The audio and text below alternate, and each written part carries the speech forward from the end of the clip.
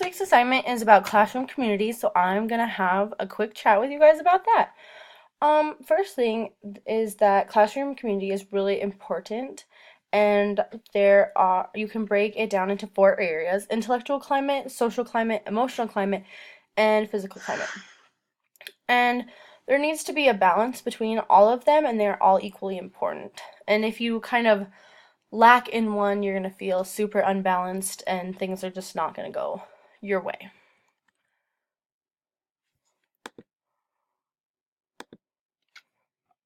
So the first one I'm going to talk about is intellectual climate.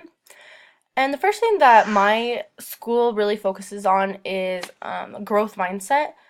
And a growth mindset is that you can't do something yet.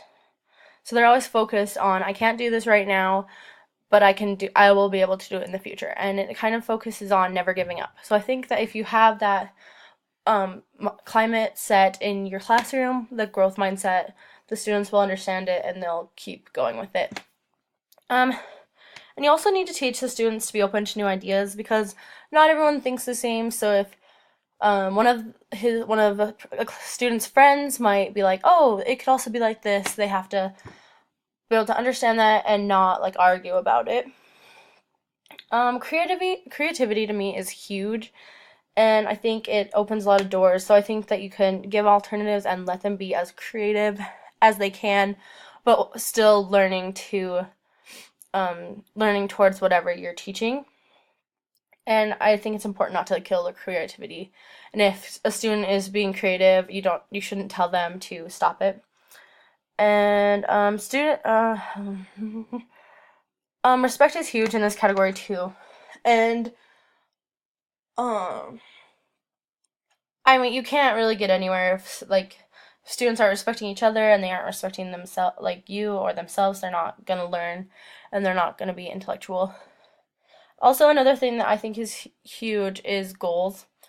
When it comes to goals, this kind of climate, goals are huge when it comes to this kind of climate because they'll kind of bring the class together and they'll focus towards one outcome. So I think that's really important as well. The next thing that we're going to talk about is social climate. And I think at the beginning of the year, icebreakers are huge. And one icebreaker that I'd like to share with you guys is called Winds of Change.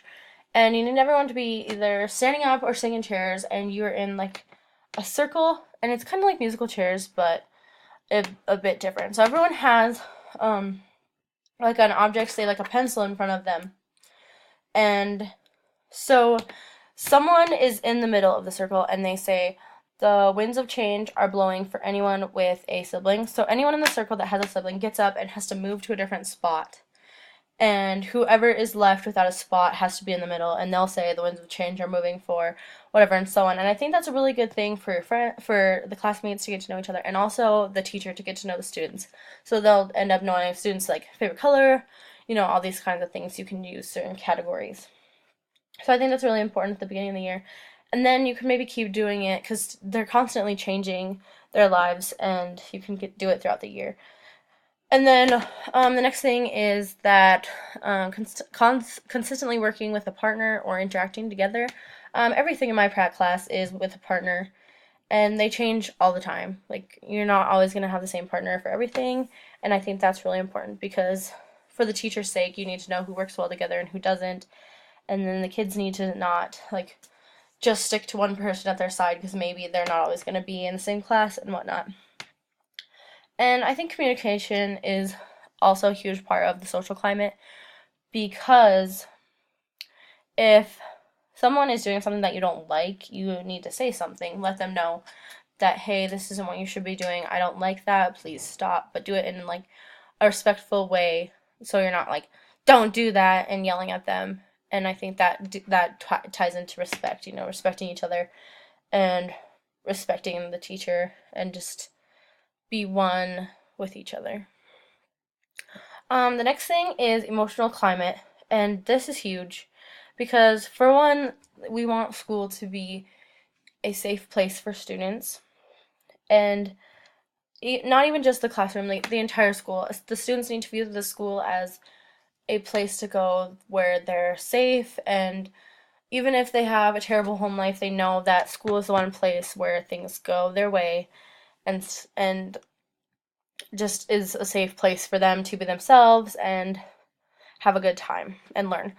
And the next thing I have for this is growth mindset also, because I think that if students fail at something, they immediately get emotional and give up and say that they can't do it, but what they need to know is that they can't do it yet. Um like even if their friend can do something, they can't do it yet. Like don't give up on what they're trying to do. And then trust is huge in the emotional climate, because if students don't trust each other, they're just going to be tattling on them all the time, or like just not trusting each other, and so they stick to themselves and they don't have friends, so they're just by themselves, and that's not cultivating a good climate for them.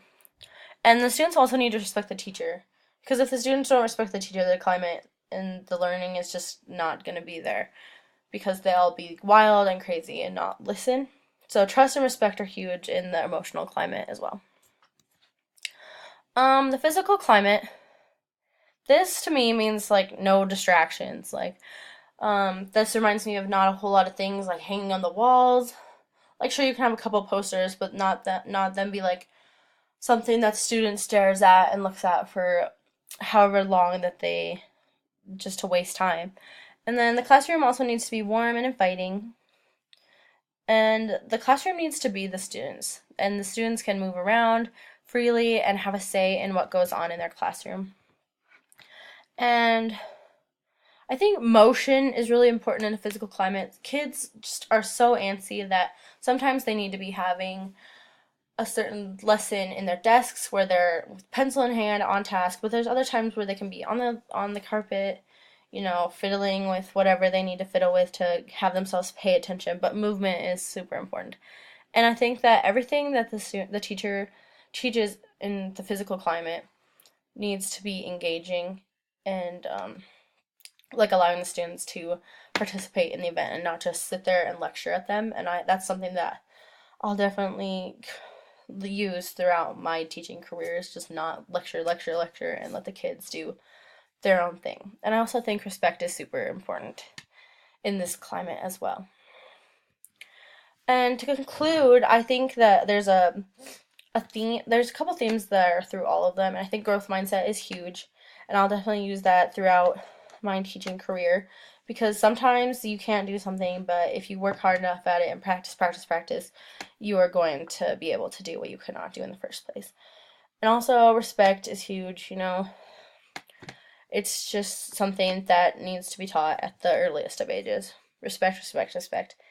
And there's so many ways that you can teach respect in videos, in examples. It's so many things. And I think that reassessing often is something that needs to be happening continuously throughout the whole year. And if something isn't working, then you definitely need to change it. And I think that all of these areas are important, and they'll definitely continue to be important throughout the rest of our careers. So thanks for watching.